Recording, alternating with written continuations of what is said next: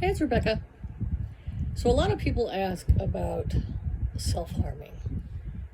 People who have never self harmed are completely confused by it. And I self harmed for pretty much all my youth. I claw myself in my sleep. I'd wake up and have claw marks all over my back or my arms. And I find that in my experience, usually girls and women cut themselves, and boys and men seem to burn themselves. The cigarette thing, you know, go up against a hot coffee pot, weird things like that. Why do we do it? Now, I have not self-harmed in almost 2 decades now, which is fabulous, but I did it all the time. I kept rubbing alcohol all the time, and I just claw myself.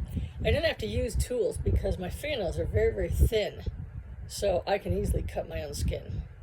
So I didn't have to hide any tools or anything. But for me, it always felt like I didn't fit in my skin right, that I needed to get out, that it was like a trap.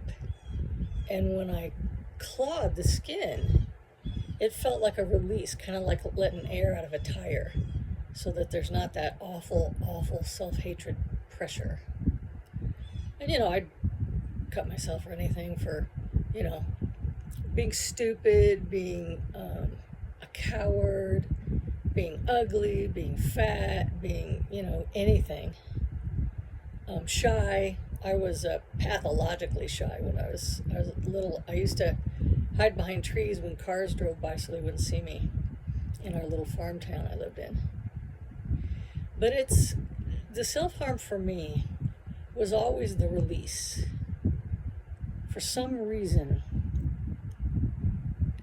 hurting yourself.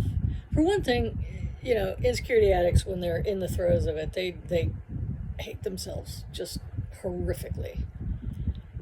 And so it's like a nice punishment too. But for me, it was more about release of pressure. I've talked to people who cut to the bone, and they get so addicted to it. It's like any drug, you have to go farther and farther and farther.